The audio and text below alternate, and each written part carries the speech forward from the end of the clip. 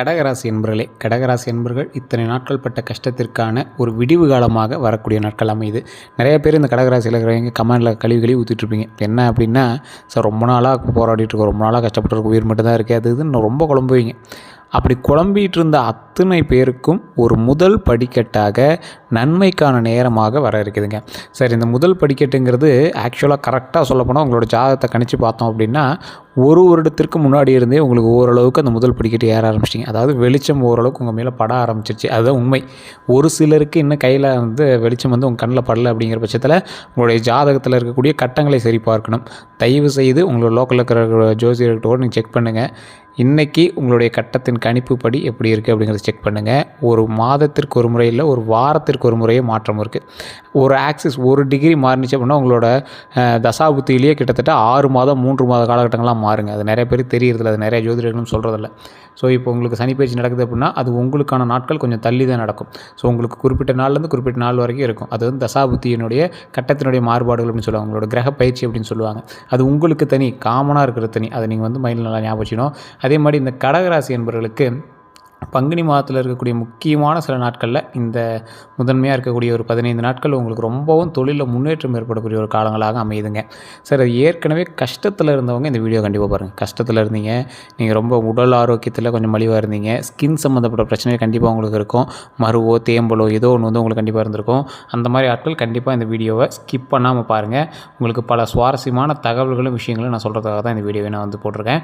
அதே மாதிரி பங்குனி மாதத்தில் தொழிலில், திருமணத்தில், குடும்பத்தில், வருமானத்தை சார்ந்த விஷயங்கள் என்னெல்லாம் உங்களுக்கு நடக்க போகுது, அதன் மூலமாக உங்களுக்கு பாசிட்டிவாக நடக்குதா, இப்போ எடுக்கக்கூடிய ஸ்டெப், ஏன்னா ஒவ்வொருத்தருக்கு இப்போ நல்லது நடந்துடும், அந்த நல்லதுனால பிற்காலத்தில் நன்மை உண்டா அப்படிங்கிறத நம்ம தெரிஞ்சுக்கணும்.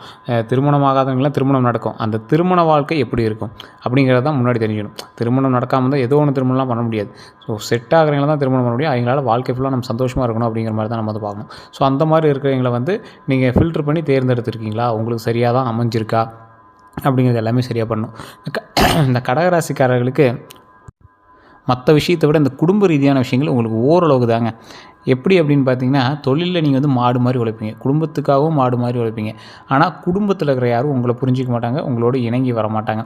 கடகராசியில் பங்குனி மாதத்தில் நிலவு கிரமம், அதாவது இந்த கடகராசியில் இருக்கக்கூடிய ஒரு முக்கியமான ஒரு பண்பு நலன் வரக்கூடிய காலகட்டத்தில் நீங்கள் கொஞ்சம் குறைச்சி வைக்கணும் அப்படின்னே சொல்லலாம். கோபம், இந்த கோபம் அப்படிங்கிற ஒரு முக்கியமான விஷயத்தை கண்டிப்பாக இந்த தடவை நீங்கள் அமைதியாக வச்சுருக்கணும். வேறு எந்த பிரச்சனையும் பண்ணாமல் கொஞ்சம் சைலண்ட் பண்ணி வைக்கணும். அதே மாதிரி இந்த பங்குனி மாதத்தில் நிலவும் கிரகங்களினுடைய அடிப்படையில் மாதம் முழுசாகவே ஏற்ற இறக்கங்கள் இருக்கக்கூடிய ஒரு அற்புதமான பலன் தான் இருக்குது. ஏற்ற இறக்கங்கள்லாம் எப்படி சார், அது எப்படி சார் அற்புதம்னு சொல்கிறீங்க அப்படின்னா, உங்களுக்கு அதிகமாக கொடுத்துட்டா உங்களை கையில் பிடிக்க முடியாது, ரொம்ப கம்மியாக கொடுத்துட்டா உங்களோட குழம்பல்களை கடவுளாலேயே கேட்க முடியாது.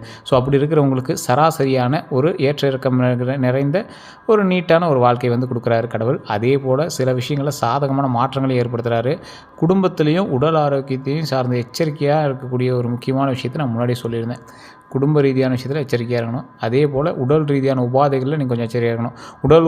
உடல் சம்மந்தப்பட்ட உபாதைகள் என்னென்ன அப்படிங்கிறது நான் தெளிவாக வீடியோவில் எண்டில் சொல்கிறேன், அப்படியே கேட்டுகிட்டே வாங்க. குடும்ப ரீதியான விஷயங்களும் சரி, குடும்ப ரீதியான வார்த்தைகளும் சரி, சண்டை சச்சரவுகளில் கொஞ்சம் பார்த்து நிம்மதியாக நடந்துக்கிட்டீங்க அப்படின்னா ரொம்ப நல்லது. அதே மாதிரி இந்த கடகராசிக்காரர்களுக்கு பங்குனி மாதத்தினுடைய பலன் பார்த்திங்கன்னா, ஒரு தொழில் சார்ந்து நீங்கள் பண்ணுறீங்க அப்படின்னா உங்களுக்கு ப்ளஸ் பாயிண்ட்டாக இருக்குங்க. இது தொழிலுக்கு, வருமானத்திற்கு எல்லாமே சூப்பராக இருக்குது. மற்றபடி குடும்பம், திருமணம், காதல் அதெல்லாம் எப்படி இருக்குது அப்படின்னு பார்த்துலாம் வாங்க. கடகராசிக்கு பங்குனி மாதத்தில் கலவையான காலம் அப்படிங்கிறத நான் முன்னாடி சொல்லிட்டேன். அதாவது சராசரியாக ஏற்றத்தாழ்வு எல்லாமே இருக்கும் அப்படின்னு சொல்லிட்டேன். இதில் குரு வக்கிர நிவர்த்தி பெறதுனால திடீர் செலவுகளும் எதிர்பாராத அளவுக்கு விரயங்களும் உங்களுக்கு இருக்கிறதுனால வாய்ப்புகள் இருக்குது. அது ஓரளவுக்கு நீங்கள் சமாளிக்கிற அளவுக்கு இருக்கும். இருந்தாலும் திடீர்னு வரதுனால உங்களுக்கு டக்குன்னு கொஞ்சம் பதட்டத்தை ஏற்படுத்துகிற அளவுக்கு ஒரு சின்ன சின்ன செலவுகள் இருக்கும். அதனால் கொஞ்சம் பார்த்து பொறுமையாக நிதானமாக எதுலையும் கையாண்டிங்க அப்படின்னா ரொம்ப நல்லதுங்க. அதே மாதிரி குடும்பத்தில் சின்ன சின்ன வாக்குவாதங்களும் கருத்து வேறுபாடுகளும் இருக்கிற வாய்ப்புகள் அதிகமாகவே இருக்குது. முன்னாடியே சொன்னது தான், குடும்ப ரீதியான விஷயத்துலையும் வார்த்தைகள்லையும் ரொம்ப கவனமாக இருந்தே ஆகணும், வேறு வாய்ப்பே இல்லை. அதே மாதிரி ஸோ அது முக்கியமான விஷயம் தான், நான் முன்னாடி சொன்ன விஷயங்கள் தான். அதாவது குடும்ப ரீதியான விஷயத்தில் கொஞ்சம் சின்ன சின்ன வாக்குவாதங்கள் இருந்தாலும், கருத்து வேறுபாடுகள் இருந்தாலும் நீங்கள் கொஞ்சம் பார்த்து நிதானமாக நடந்தால் நன்மைகள் உண்டு. அதேமாதிரி நாட்பட்ட பிரச்சனைகள்லாம் தீர்வு கிடைக்கக்கூடிய ஒரு அற்புதமான காலகட்டமாக இருக்கும். இருந்தாலும் அந்த பிரச்சனைகளுக்கு தீர்வு இருக்குது அப்படின்னா அது சின்ன சின்ன சலசலப்புகள் இருந்து தான் அந்த பிரச்சனைகளுக்கு தீர்வு கிடைக்குங்க. அதேமாதிரி வீட்டில் அன்றாடம் நடக்கக்கூடிய பிரச்சனைகளில் நீங்களும் எதுலேயும் பெருசாக தலையிடாமல் பொறுமை காத்து இருந்தீங்க அப்படின்னா ரொம்ப ரொம்ப ரொம்ப நல்லது. விலகி இருக்கிறது ரொம்பவே நல்லது. வீட்டில் ஏதாவது சொல்கிறாங்க அப்படின்னா அதுக்கோசரம் நீங்கள் வந்து ஸ்டெப் எடுக்கிறேன், அது பண்ணுறேன், இது பண்ணுறேன்னு எதுவும் பண்ணாமல் இருந்தீங்க அப்படின்னா ரொம்ப நல்லது. கோவப்படாமல் இருக்கிறது ரொம்ப நல்லது. உங்களை தேவையில்லாமல் கோவத்தை தூண்டி விடுறதுக்கான வாய்ப்புகள் அதிகமாக இருக்குதுங்க. அதேமாதிரி 3வது நபர்களால் உங்களுக்கு சின்ன சின்ன சிக்கல்களும் உங்களுடைய கோவத்தை ஏற்றி விடுறதுக்கான விஷயங்களும் நடக்கிறதுனால வாய்ப்புகள் அதிகம். அது உங்களுடைய நெருங்கிய சொந்தமில்லாத சில சொந்தங்களாக இருக்கலாம், அல்லது உங்களுடைய தாய் மாமன் அத்தை இந்த மாதிரி ஏதோ ஒரு வகையில் மாமன் வழி இந்த மாதிரி விஷயத்தில் உங்களை யாராவது தூண்டி விடலாம், பெரியப்பா சித்தப்பா வழியில் உங்களை தூண்டி விடலாம். அதனால் அந்த மாதிரி விஷயத்தில் கொஞ்சம் எச்சரிக்கையாக நிதானமாக எது சொன்னால் சரிப்பா சரிப்பான்ட்டு அமைதியாக வேலையை பார்த்தீங்க அப்படின்னா ரொம்பவே நல்லது. அதே மாதிரி பெரிய வாக்குவாதமாக மாறதுக்கான வாய்ப்புகள் அதிகமாக இருக்குது. சின்ன சின்ன வார்த்தைகள் கூட பெரிய வாக்குவாதமாக மாற அளவுக்கு வாய்ப்புகள் அதிகமாக இருக்குது. அதனால் கொஞ்சம் பொறுமையாக நிதானமாக பண்ணுங்கள். இதை இத்தனை தடவை சொல்கிறோம் அப்படின்னா அதுக்கான வேல்யூ நீங்களே புரிஞ்சுக்குவாங்க. அதே மாதிரி திருமண பேச்சுவார்த்தை வந்து இன்னும் 1 மாதம் தள்ளி போட்டிங்க அப்படின்னா ரொம்ப நல்லதுங்க. இந்த டைமில் நீங்கள் திருமணத்தை பற்றி எடுத்தீங்க அப்படின்னா தேவையில்லாத பிரச்சனைகளை தான் நீங்கள் வந்து மைண்டில் கொண்டு வரீங்களே தவிர மற்றபடி அதுக்கான தீர்வுகள் வந்து கிடைக்காது. ஸோ அதனால் பேச்சுவார்த்தை அப்படிங்கிறத நீங்கள் ஓரளவுக்கு இந்த மாதம் ஸ்டெப் எடுக்காமல் கொஞ்சம் நிதானமாக கொஞ்சம் பொறுமையாக பண்ணிங்க அப்படின்னா ரொம்ப நல்லது. இதுவுமே நீங்கள் வந்து தனிப்படையான ஜாதகம் பார்த்தா மட்டும் தான் தெரியும். ஸோ பக்கத்தில் கூட நீங்கள் ஜோதிடம் பாருங்கள். அப்படி இல்லை அப்படின்னா டிஸ்பிளேவில் நம்பர் வச்சுருக்கான்னு பாருங்கள். அப்படின்னா கீழே டிஸ்கிரிப்ஷனில் நம்பர் கொடுத்துருப்போம். அந்த நம்பருக்கு ஃபோன் பண்ணி நீங்கள் வந்து பேசி தெரிஞ்சிக்கலாம். அதேமாதிரி கடகராசிக்காரர்களுக்கு வேலை அப்புறம் தொழில் இந்த மாதிரி விஷயத்தில் வந்து பார்த்திங்கன்னா சின்ன சின்ன மாற்றங்கள் ஏற்படுத்தின வாய்ப்புகள் அதிகமாக இருக்குங்க. எதிர்பாராத முன்னேற்றம் ஏற்படும். தொழில் ரீதியான வளர்ச்சியில் வேலை மாற்றம், இடம் மாற்றம் ஆகியெல்லாம் நிறைய விஷயங்கள் நடக்க இருக்குது.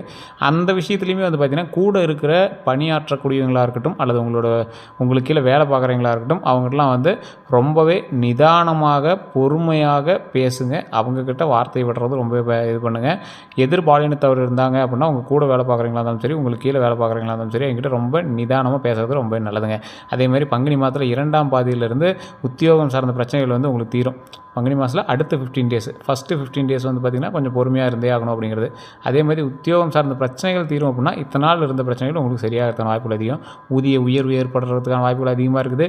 ரெவன்யூ வந்து உங்களுக்கு நீங்கள் பிஸ்னஸே பண்ணுறீங்க அப்படின்னா அதில் ரெவன்யூ அதிகமாக வாய்ப்புகள் அதிகமாக இருக்குது. பதவி உயர்வு கண்டிப்பாக கிடைக்கும். தடைப்பட்ட இல்லைனா தாமதமான ஒப்பந்தங்கள் எல்லாமே வந்து சரியாகக்கூடிய ஒரு அற்புதமான காலகட்டம். வெயிட் பண்ணிகிட்டு இருந்த விஷயங்கள்லாம் உங்களுக்கு சரியாகும். ஆனால் பெரிய அளவுக்கு நீங்கள் எதிர்பார்க்க முடியாது. கரெக்டாக ஒரு மீடியமாக பண்ணிகிட்டு இருக்கிறது ஒரு சரியான விஷயங்க. அதேமாதிரி கடகராசிக்கு பங்குனி மாதம் 2026 பணம் பொருளாதாரம் அப்படிலாம் எப்படி இருக்கும், கொடுக்கல் வாங்கலாம் எப்படி இருக்கும் அப்படின்னு பார்த்தா கடகராசிக்கு பங்குனி மாதத்தில் பண வரவு இருக்குது, பொருளாதாரமே நல்லா இருக்குது, செலவு அதுக்கு தகுந்த மாதிரி கொஞ்சம் இருக்குதுங்க. அதுதான் மெயின். எந்த அளவுக்கு உங்களுக்கு வருமானம் வருதோ அந்தளவுக்கு கொஞ்சம் செலவு இருக்குது. அது சுப செலவாகவும் இருக்கலாம். சின்ன சின்ன விஷயங்கள் கொஞ்சம் பார்த்து இருக்க வேண்டிய காலகட்டமாகவும் இருக்குது. அதை நம்ம சொல்லாமல் சொல்கிறேன். ஸோ அந்த விஷயத்தில் கொஞ்சம் எச்சரிக்கையாக இருங்க. உங்களுடைய ஜாதகத்தை ஃபஸ்ட்டு ஒரு டைம் செக் பண்ணிக்கோங்க. கடகராசிக்கு ஓவராலாக இதனால் நன்மை தான். ரொம்ப முன்னாடிலாம் கஷ்டப்பட்டு எடுத்துருப்பீங்க, ரொம்பவே ஃபீல் பண்ணி எடுத்துருப்பீங்க. இந்த காலகட்டம் கொஞ்சம் அப்படியே ஒரு ஏற்ற இறக்கமான காலகட்டம் தான். அதனால் கொஞ்சம் பார்த்து நிதானமாக இருக்க வேண்டிய ஒரு காலகட்டத்தில் தான் இருக்கீங்க. கடன் வாங்குறத தயவு செஞ்சு இந்த டைம் வந்து கொஞ்சம் தவிர்த்துக்கோங்க. அதே மாதிரி கடனை வந்து நீங்கள் வாங்கிட்டீங்க அப்படின்னா அந்த பிரச்சனையிலேருந்து கொஞ்சம் சரியாகிறதுன வழியை பாருங்கள். அதே போல் கடன் கொடுக்குறதோ வாங்குறதோ அதன் மூலமாக சின்ன சின்ன சொந்தங்களுக்குள் சலசலப்புகள் இருக்கிறதுன வாய்ப்புகள் அதிகம். அந்த வார்த்தையை வந்து நீங்கள் வந்து அதை வந்து சரி பண்ண முடியாதுன்னு வச்சுக்கோங்களேன். அந்த விஷயத்தில் கொஞ்சம் நீங்கள் எச்சரிக்கையாக இருங்க. அதே மாதிரி எதிர்பாராத மருத்துவ செலவுகள், அப்புறம் உளைச்சல், மன உளைச்சல், உடல் அலைச்சல்லாம் வந்து பார்த்திங்கன்னா உங்களுக்கு இருக்கிறதுன வாய்ப்புகள் இருக்குது. ஸோ அதெல்லாம் கொஞ்சம் தீர்த்துக்கணும் அப்படின்னா இறை வழிபாடு பண்ணுங்கள், குலதெய்வ வழிபாடு பண்ணுங்கள், ரொம்பவே நல்லது. அதன் மூலமாக பல நன்மைகளும் உண்டுங்க. அதே போல் கடகராசிக்கு பங்குனி மாதத்தில் உத்தியோகம் அப்புறம் தொழில் சார்ந்த விஷயங்கள்லாம் பார்த்திங்கன்னா நல்ல மாற்றம் இருக்குது. ஆனால் குடும்பம் மற்றும் திருமண வாழ்க்கையில் மட்டும் கொஞ்சம் விட்டு கொடுத்துன்னு போனீங்க அப்படின்னா ரொம்ப நல்லது. திட்டமிட்ட செலவுகள் செய்வது ரொம்ப நல்லதுங்க. அதே மாதிரி ஒரு முக்கியமான ஒரு விஷயம், இது நீங்கள் பரிகாரமாக எடுத்துட்டாலும் சரி, இல்லை எப்படி எடுத்துட்டாலும் சரி, நீங்கள் வந்து கண்டிப்பாக ஒரு 10 பேருக்காவது அன்னதானம் கொடுத்தே ஆகணும் அப்படிங்கிற ஒரு காலகட்டம். பசியாற்றியே ஆகணும். ஒரு 10 பேருக்காவது நீங்கள் ஒரு 5 பேர் 10 பேருக்காவது ஒரு அன்னதானம் மாதிரி நீங்கள் ஒரு கப்பில் தயிர் சாதமோ, தக்காளி சாதமோ, லெமன் சாதமோ ஏதோ கூட செஞ்சு அங்கே இருக்கக்கூடிய ஒரு 10 பேருக்கு நீங்கள் வந்து அன்னதானம் பண்ணிங்க அப்படின்னா ரொம்ப ரொம்ப நல்லது. உடல் ரீதியான உபாதைகள்லேருந்து நீங்கள் தப்பிக்கணும் அப்படின்னா இதை நீங்கள் பண்ணியே ஆகணும். முடிஞ்ச அளவுக்கு உங்களுடைய குலதெய்வ வழிபாடு கண்டிப்பாக பண்ணுங்கள். குலதெய்வ கோயிலுக்கு போனீங்க அப்படின்னா 2 நெய் விளக்கேற்றி உங்களுடைய பிரச்சனைகளை சொல்லி நீங்கள் வந்து சால்வ் பண்ணிட்டு வந்துடலாம். அதுதான் வந்து மிகப்பெரிய ஒரு உங்களுக்கான பாவ விமோசனம் அப்படின்னு சொல்லப்படுது. அதே மாதிரி அறிவியல் சார்ந்த பிரச்சனைகளாக இருக்கட்டும், அல்லது உங்களுக்கு வேறு ஏதாவது டெக்னிக்கலாக ஒரு தொழிலில் உங்களுக்கு ஏதாவது ஒரு பிரச்சனைகள் இருக்குது அப்படிங்கிற பட்சத்தில் நீங்களாக அதை சால்வ் பண்ணிக்கிறதுக்கு பாருங்கள். இல்லைனா ஃப்ரெண்ட்ஸ் மூலமாக சால்வ் பண்ணிக்கிறதுக்கு பாருங்கள். உங்களை குறைத்து மதிப்பீடு செய்யக்கூடிய சில நபர்கள் வந்து உங்களை வந்து டாமினேட் பண்ணுவாங்க. அதனால் அந்த மாதிரி விஷயத்தில் கொஞ்சம் எச்சரிக்கையாகவும் நிதானமாகவும் நடந்தீங்க அப்படின்னா ரொம்பவே நல்லதுங்க. தொழில் ரீதியான விஷயங்களில் உங்களுக்கு போட்டிகள் அதிகமாக இருக்கும், எதிரிகள் அதிகமாக இருக்கும். கூட வேலை பார்க்குறவங்களும் உங்களை டாமினேட் பண்ணுவாங்க. அவங்களுக்கு ஏதோ ஒரு காரியம் ஆகணும் அப்படிங்கிறதுக்காக உங்களை வந்து இறக்கி பேசுறதுக்கான வாய்ப்புகள் அதிகமாக இருக்குது. அந்த மாதிரி விஷயத்தில் மட்டும் இன்னும் கொஞ்சம் டபுள் மடங்கு கொஞ்சம் கான்சன்ட்ரேட்டாக இருந்தீங்க அப்படின்னா ரொம்பவே நல்லதுங்க. அதே மாதிரி கல்வி சம்மந்தப்பட்ட விஷயம், கல்வியை சம்மந்தப்பட்ட விஷயத்தில் படிப்பில் மட்டும் கவனமாக இருந்தீங்க அப்படின்னா ரொம்பவே நல்லது. இப்போ இந்த எக்ஸாம் டைம்லாம் இருக்குது, இல்லை அரியர்லாம் இருக்குது அப்படின்னா அதெல்லாம் கொஞ்சம் கிளியர் பண்ணிட்டீங்க அப்படின்னா ரொம்பவே நல்லது. அதே மாதிரி குடும்ப ரீதியான விஷயத்தில் ரொம்பவே வாக்குவாதம் இல்லாமல் இருக்கணும். குழந்தைகள்கிட்ட பேச்சுவார்த்தை கரெக்டாக இருக்கணும். கணவன் மனைவிக்கிடையே சண்டைகள் இருந்தால் அதை வெளியே தெரிஞ்சிக்கூடாது. அந்த வார்த்தைகளில் கொஞ்சம் கவனத்தை செலுத்துங்க. 3வது நபர்களை வச்சு வீட்டுக்குள்ளே சண்டை போடவே கூடாது. வீட்டுக்குள்ளே நீங்கள் சண்டையே போடக்கூடாது. நிம்மதிக்கான வாழ்க்கையை தேடி சந்தோஷத்துக்கான வாழ்க்கையை நம்ம வந்து வாழணும் அப்படிங்கிறத மைண்டில் நல்லா ஞாபகம் வச்சுக்கோங்க. வேறு எந்த ஒரு கருத்துக்கள் இருந்தாலும் நீங்கள் கமெண்ட் செக்ஷனில் பதிவிடலாம். இல்லைனா டிஸ்கிரிப்ஷனில் ஃபோன் நம்பரே கொடுத்துருங்க. நீங்கள் ஃபோன் பண்ணியே பேசி தெரிஞ்சிக்கலாம். அதேமாதிரி ஸ்க்ரீன்லேயும் நம்பர் இருக்குது. ஃபேஸ்புக்கில் பார்த்துக்கிட்டிங்கன்னா ஸ்க்ரீனில் நம்பர் இருக்குது. அந்த நம்பருக்கு நீங்கள் வந்து பேசி தெரிஞ்சிக்கலாம். வேறு எந்த கருத்துக்களாக இருந்தாலும் நீங்கள் வந்து ஃபோன் பண்ணியே பேசி தெரிஞ்சுக்கோங்க. நம்ம சேனல் இதை ஃபாலோ பண்ண ஃபாலோ பண்ணிக்கோங்க. சப்ஸ்கிரைப்